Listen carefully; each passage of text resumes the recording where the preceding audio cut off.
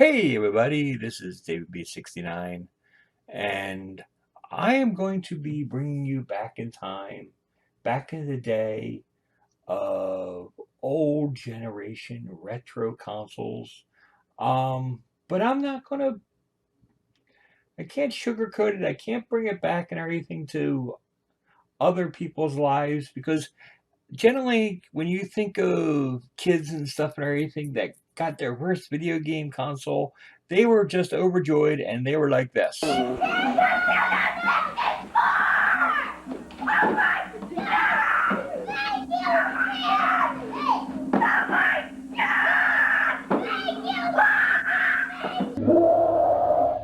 Okay, see, that wasn't me. I wasn't that kid. I was this kid. Yeah, I had the Atari video computer system. Um, I had this and I was thrilled with it. But it wasn't the first console I had. This wasn't the beginning. This was actually the second system that I had. And I am going to go through, and we're going to go all the way from the beginning times from for when I started playing games all the way to now. So let's get started. This is me back in the old days. It was 1976. Now, in 1976, I was so happy to have a black and white television. And it was like so wild. And look at the box. I mean, the box doesn't even look like it has a television. It's just so weird. But it's like this was a television, black and white, and it was wild. This was what it was back in the day. Um, Now, most people care about 4K and you need to have this and you need to have that growing up. This is what I had. This was like our first television. It's like me, my two brothers and sister. We didn't have anything else. We had this black and white television, and like we're beyond thrilled. I was like 7 years old at the time, so it didn't matter that much. My older brother and sister, they were in teenage years, they didn't care that much. But here we are. We're playing on Pong. Now, my mom didn't let us play on the main TV because she was afraid that everything was going to just burn in and it was just going to be horrible for it. And you can't use anything that was on there because it was just going to ruin her television. So it was just one of those things that we just said, "Fine, Mom, we'll do it." But there I am. I'm there and everything in playing and trying to beat my older brother, and that bright light was just blinding me, and it was hard to see because it's hard to play. But it was cool. But then we got the Atari 2600 video game system. Now this was way in the future. I actually thought we didn't get this like it was doing too much time in between, but this was actually in 1982. I was actually shocked when I actually was going through my old home movies because my brain isn't what it was. Um, and it's like I didn't know this is when we got it. It was like 1982. There wasn't that much time. Um, and it's just like we started open games, and then we got this is Yar's Revenge, and it was like just such a cool game for back in the day. Um, I loved Yar's Revenge, and I apologize, we do not have sound. There was no sound back then. Well, there was no sound recording and everything back then, and everything on our camera because well, we couldn't afford to have that kind of camera. So. So my brother beat that level. Um, I know that it wasn't me because, well, there you go. But my brother, he basically played. He was first player on these things because he basically like he was the older brother, and I just do what you do as a kid. So it's like really cool. I was really excited. And this is like one of my favorite games on the Atari 2600. And then there was like Pac-Man, which is nobody's favorite back in the day. Um, and it was just like really, really cool. Just brings you really old school back in time. And it was just a really nice time. And everybody just gathered around the TV to watch everybody else play the video games. It was like a really cool time period. It was Combat and Pac-Man and more Combat because you can tell I actually loved Combat. It was a nice tank fighting game on the system. I really enjoyed it. And there's Circus Atari, which is like a lot of fun. Yara's Revenge, which is great, which you saw. Space Invaders, which was cool, and everybody thought it was very popular. And there it is. There's the Atari 2600. What a system! And we were actually able to play it on the main system. And don't mind the Raiders and Kansas City Chiefs highlights. And we got Circus Atari here. You can see them jumping up and down on the trampoline. So, and they're just popping along, popping balloons. And this is what the game was for Circus Atari. It was a really cool game, a lot of fun. And here it is, Star Raiders. Now, Star Raiders was a game that, like, pretty much you went and you fought ships like the like TIE fighters and such, and you went through space, and you had to use this pad, and you had to key in the coordinates, and you had to like figure out where you needed the next jump point to go, and it was just like really, really wild, and you had to do all this and while you were playing, and it was like it was great stuff. I mean, it's just like it was beyond it. Like it really drove your imagination when you were playing games. And here they are. Wanted to show this off real quick. Let's jump back. And there it is, Star Raiders, and it came with this video touchpad. Now let me see if I can.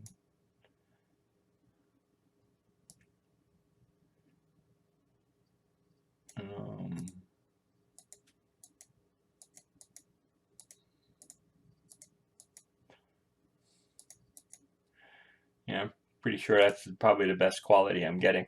But it had this video touchpad. It came with the actual game. It's like I thought.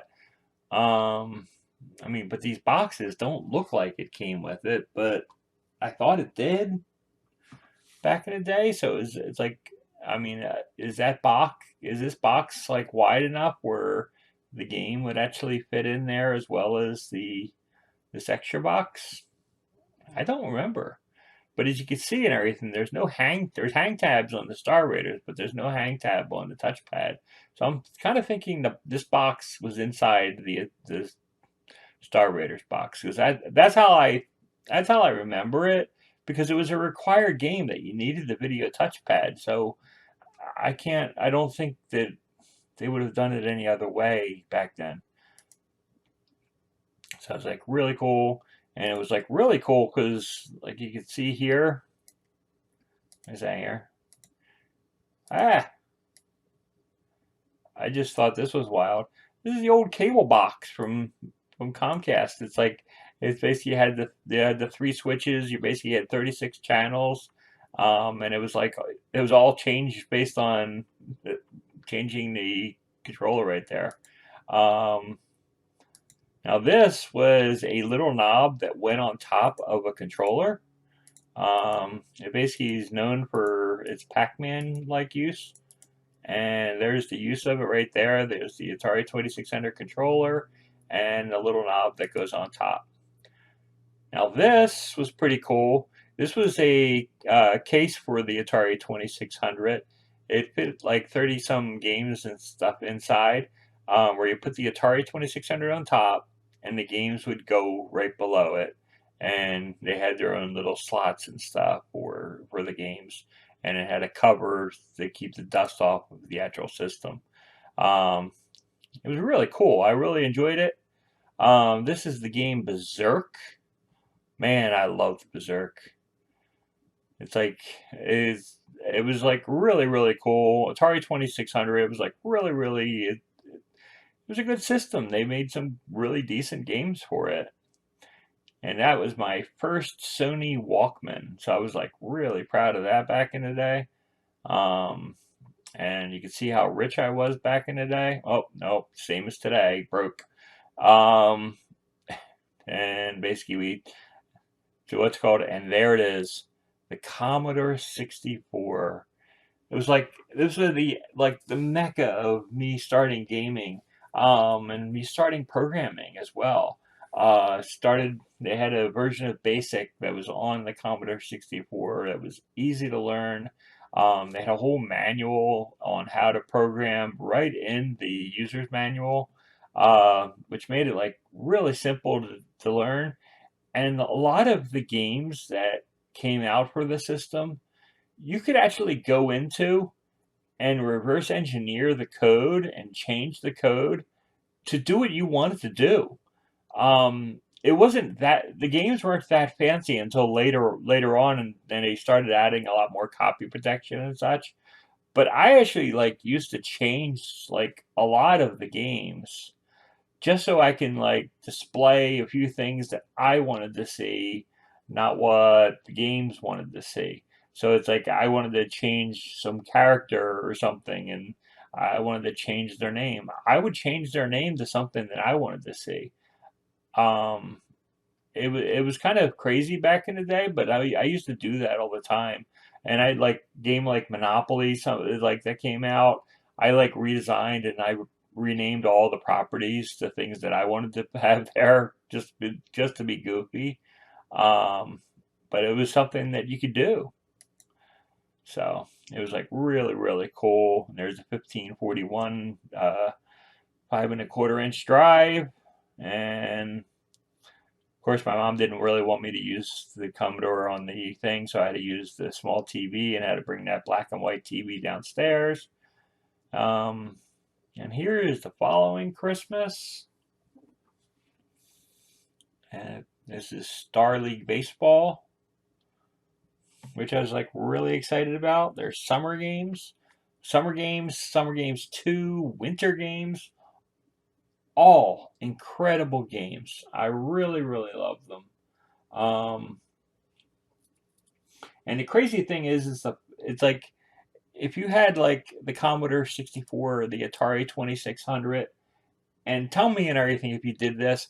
I had a friend across the street who had an Intellivision. So I would go there, hang out there and stuff. They would come to our house and they'd play the Atari 2600. We'd go to another friend's house in the same neighborhood and he had the Intellivision. I mean, not the Intellivision, the ColecoVision. And it's like we just hopped from house to house and we would just hang and play games for hours upon hours and it just wouldn't end. And then I got a Commodore 64 and things like grew from there.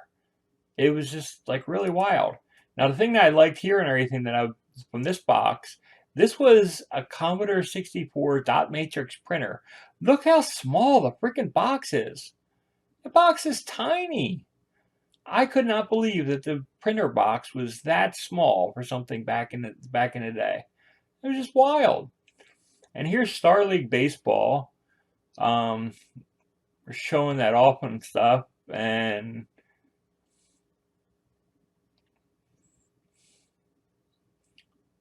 basically my dad always has to turn off his lights and stuff in order to be able to display it. But it was like really, really a cool game back in the day.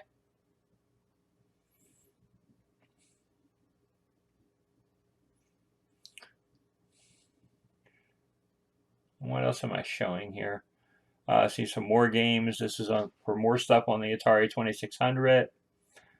Um, I think this is still back in 1984. You can see I'm wearing the USA hat. Um, but this was Pitfall 2. Pitfall 2 and everything. It's like if anybody's ever played Pitfall 2, they would remember the music. The music is what this game was because it was the same song the entire time. until you got hit or something happened to you. Um, this right here is the actual case that I was talking about that I got. This console sits on top of it, and it basically rested on here, and all the games and stuff were inside this case. So it made it be not messy. But the music and stuff that would go on is just like doo doo doo doo doo doo. So you just can't get that tune out of your head. Even if I watch this today, that's what I'm hearing. I'm actually hearing the music, even though it's like my dad's camera didn't have it. And then it would like you die, and you wouldn't actually die. You would actually just have to go all the way back to the start, and you lose like a bunch of points for your distance away from that start, and you have to like rebuild it all.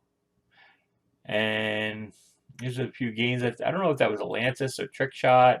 Can't remember. And there was like Jedi Arena, and I think that was some kind of coding thing or something. I don't remember what it was. It was really old back then. So that's basically it for that. So this was just basically just me talking about old time games and stuff. And if you enjoy it, let me know and let me know what you're thinking. Tell me some of your experiences. I'd love to hear them. But until next time, next time we're going to go over what happened next after the Commodore 64 journey. Until then, this is David B69, and I'm out.